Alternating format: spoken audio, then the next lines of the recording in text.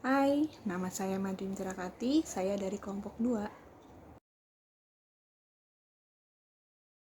Halo, nama saya Angela Agustina. Halo, saya dari kelompok 2, nama saya Anissa Dinda.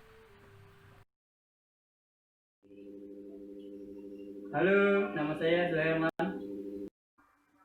Halo, nama saya Aditya Pratama. Assalamualaikum warahmatullahi wabarakatuh.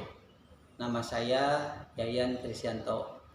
Kami dari kelompok 2 akan mempresentasikan materi mengenai faktor-faktor pemberhentian pensiun bagi SDM. Berikut videonya. Pemberhentian pegawai atau pensiun. Pensiun menurut Undang-Undang Nomor 1 Tahun 1969 merupakan jaminan hari tua dan sebagai balas jasa terhadap pegawai negeri yang telah bertahun-tahun mengabdikan dirinya kepada negara. Latar belakang adanya pensiun yaitu karena batas usia pensiun, kemauan sendiri, sakit atau meninggal dunia, restrukturisasi atau dinas, dan diberhentikan tidak hormat karena adanya kasus. Unsur sifat pensiun berupa penghargaan, diberhentikan dengan hormat, jaminan hari tua, jasa terhadap negara atau pemerintah. Jenis pensiun yaitu non-batas usia pensiun atau BUP, batas usia pensiun PNS yang telah mencapai BUP harus diberhentikan dengan hormat sebagai PNS. Pensiun janda atau duda, dan pensiun anak. Berakhirnya hak pensiun pegawai menurut pasal 14 Undang-Undang Nomor 11 Tahun 1969. Hak pensiun pegawai berakhir pada penghabisan bulan penerima pensiun pegawai yang bersangkutan meninggal dunia.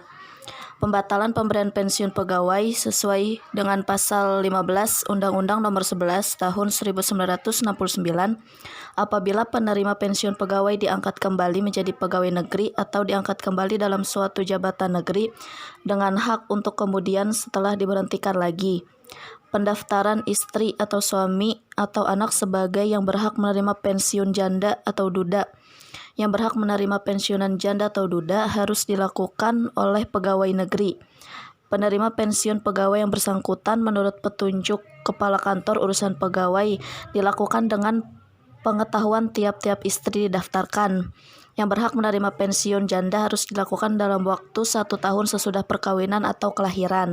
Pensiun adalah penghasilan yang diterima setiap bulan oleh seorang mantan pegawai yang tidak dapat bekerja lagi untuk membiayai kehidupan selanjutnya agar tidak terlantar apabila tidak berdaya lagi untuk mencari penghasilan lain.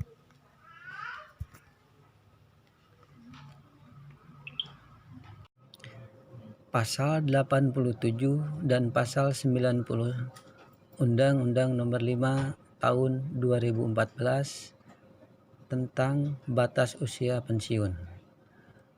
Batas usia pensiun bagi pejabat administrasi adalah 58 tahun.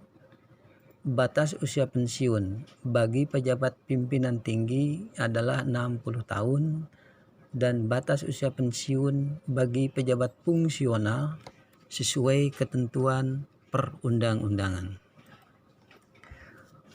Undang-Undang Kepensiunan adalah Undang-Undang Nomor 11 Tahun 1969 tentang pensiun pegawai dan pensiun janda atau duda pegawai.